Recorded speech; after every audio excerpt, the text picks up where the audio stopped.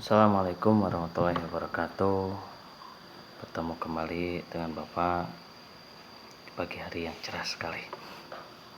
Hari ini kita akan belajar tentang pengujian kekerasan. Apa sih yang disebut dengan pengujian kekerasan? Kalau menurut materi yang telah kita baca dari beberapa sumber, yaitu dapat didefinisikan bahwa pengujian kekerasan adalah sebagai ketahanan material tersebut terhadap gaya penekan dari material lain yang lebih keras. Penekanan tersebut dapat berupa mekanisme penggores, dicoret di atas permukaannya, atau pantulan, dipantulkan terhadap benda tersebut. Yang selanjutnya ada 3 metode dalam pengujian kekerasan, yaitu yang pertama ada metode gores. Nah, yang pertama, metode yang sangat mudah itu adalah metode gores. Metode ini tidak banyak lagi digunakan dalam dunia metalurgi atau material lanjut, tapi masih sering dipakai dalam dunia mineralogi.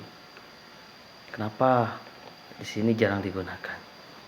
Karena kurang akurat dalam proses hasil pengujiannya. Metode ini dikenalkan oleh Friedrich Mohs yang membagikan kekerasan material di dunia berdasarkan skala yang kemudian dikenal sebagai skala Mohs. Yang selanjutnya, skala Mohs itu bernilai variasi kekerasan 1 sampai kekerasan ke-10. Nah, adapun dari materi di sini yang menjadi skala Mohs itu ada materialnya, contohnya suatu benda kerja digoreskan ke sini, seret, maka benda tersebut akan semakin keras benda tersebut, atau semakin sulit untuk digores benda kerja tersebut, maka disebut benda tersebut akan lebih keras.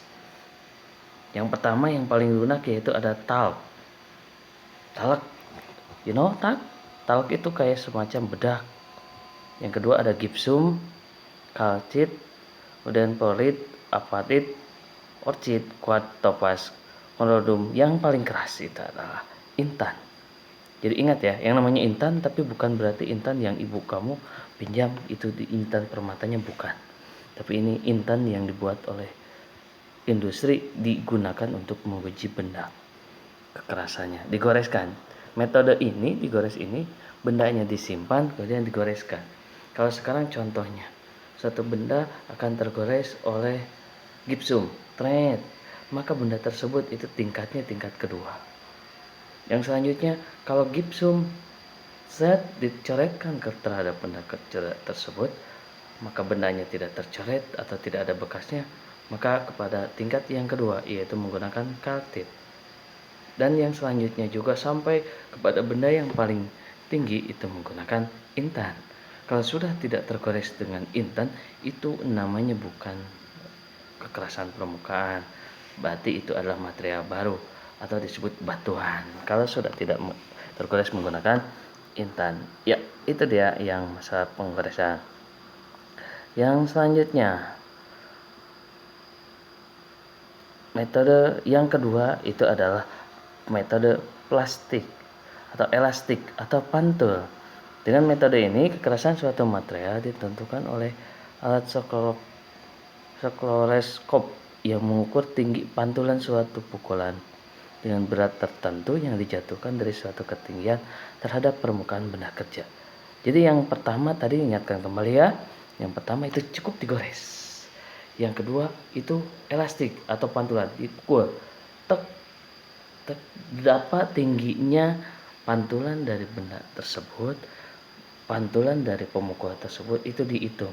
Kalau semakin tinggi, maka pantulan tersebut menunjukkan, maka semakin tinggi pantulan dari benda, contoh yang dijatuhkan, angkatnya tinggi, itu semakin tinggi maka benda tersebut itu semakin keras. Tapi harus diingat, pantulan ini tidak bisa langsung dilihat oleh kasat mata, melainkan harus dibantu oleh skleroskop. Skleroskop itu ada semacam video atau kamera pembesar yang bisa melihat pantulan dari uji coba tersebut. Yang selanjutnya itu adalah metode identasi. Nah, pada metode ini terbagi ke dalam 3 uji coba. Yang pertama ada Brinell, ada Vickers, dan ada Rockwell. Nah, kita bahas satu-satu. Yang pertama ini nih, yang paling seru. Ini adalah metode yang dimiliki atau yang sering digunakan oleh industri. Dan alatnya mungkin bisa dibeli lebih murah ketimbang alat-alat yang lain. Yang selanjutnya, metode ini dikenalkan oleh J.A. Brinell pada tahun 1900-an. Pengujian kekerasan dilakukan dengan memakai bola baja yang dikeraskan dengan beban dan waktu identasi tertentu sebagai tunjukkan oleh gambar di bawah ini. Coba lihat, kita perhatikan. Kalau kita lihat di sini bolanya itu adalah 10 mm. Maka biasanya kalau metodenya itu adalah ditekan. Kemudian setelah ditekan akan terbentuk suatu lembah, kayak semacam lembah gitu. Lembah tersebut itu yang diukur. Yang selanjutnya itu nih, ini adalah hasil jejaknya atau bentuk dari lingkaran bulat. Nah, selanjutnya lingkaran tersebut akan diukur sama. Kita tidak bisa melihatnya secara langsung atau langsung dilihat oleh kasat mata, tidak, tapi menggunakan beberapa alat yaitu diantaranya mikroskop. Kalau yang tadi skoloskop, sekarang mikroskop. Yang selanjutnya kita lihat, kalau ini ada bulatan. Kita lihat di sini itu bulatan-bulatan. Nah, ini rumus dalam menghitung tadi pengujian Brinell, dimana P adalah penekanan atau beban dari mesin tersebut, kemudian D adalah diameter identer atau yang tadi 100 mili tersebut, kemudian diameter jejaknya atau hasil dari jejak tersebut. Maka akan dilihat hasilnya seperti ini. Yang selanjutnya, yang ketiga, nih metode Brinell, prosedur standar atau langkah-langkah dalam melaksanakan metode Brinell.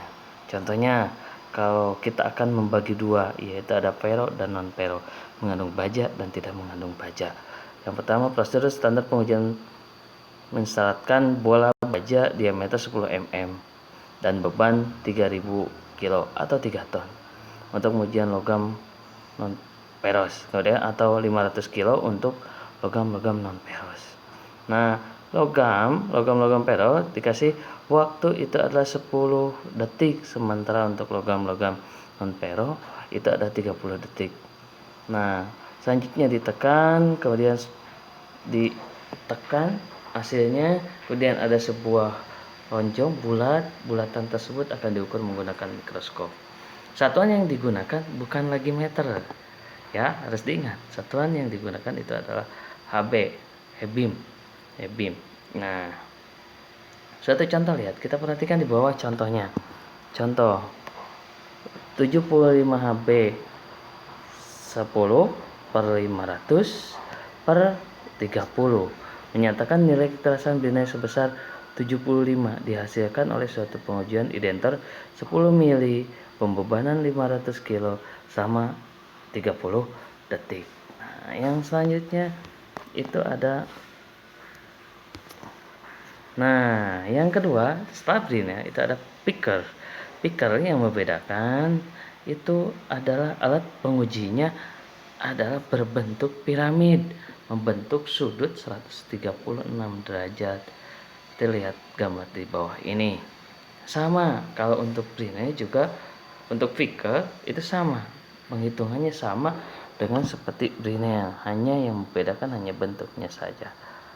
Yang selanjutnya, rumus yang digunakan untuk metode Vickers itu adalah PAN 1,854 P per diameter pangkat 2. Nah, di sini 1,854 itu adalah pendekatan skala yang digunakan oleh alat tersebut. Karena bentuknya bujur sangkar, perseginya adalah bujur sangkar. Piramid itu kan atasnya itu bujur sangkar kan. Nah, bujur sangkar maka rumusnya itu adalah D pangkat 2, atau bisa dikatakan kalau D pangkat 2 atau biasa disebut S kalau itu. Sama saja karena bentuknya itu adalah bentuknya persegi.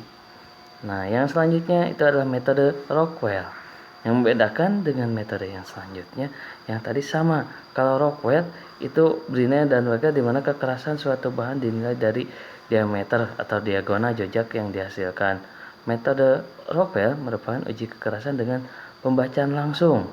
Metode ini banyak dipakai oleh industri karena pertimbangan lebih praktis, kan lebih gampang. Nah, ini yang paling gampang. Biasanya variasi dalam beban dan identor yang digunakan membuat metode memiliki banyak macamnya. Metode umum yang dipakai oleh Rockwell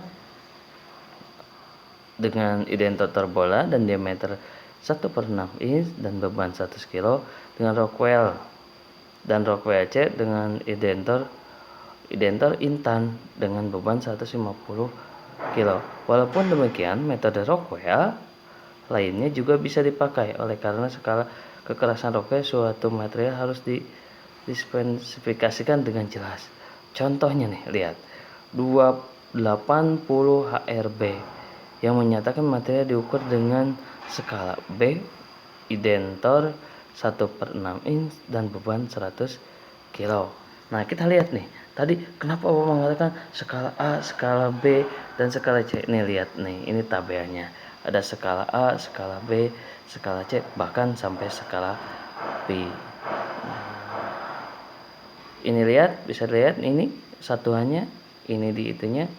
Ini lebih mudah karena tinggal menentukan, langsung dilihat hasilnya. Hasilnya langsung akan tertera di mesin tersebut. Nah, demikian materi yang Bapak sampaikan, semoga bermanfaat. Minggu depan kita akan belajar cara menggunakan alat-alat ini. Nah, ikuti terus, jangan sampai ketinggalan materinya. Simak terus, kemudian ikuti. Semoga kalian semuanya menjadi orang-orang yang cerdas, orang-orang yang berguna bagi bangsa dan negara. Dari Bapak Hairul Kalam, Assalamualaikum warahmatullahi wabarakatuh.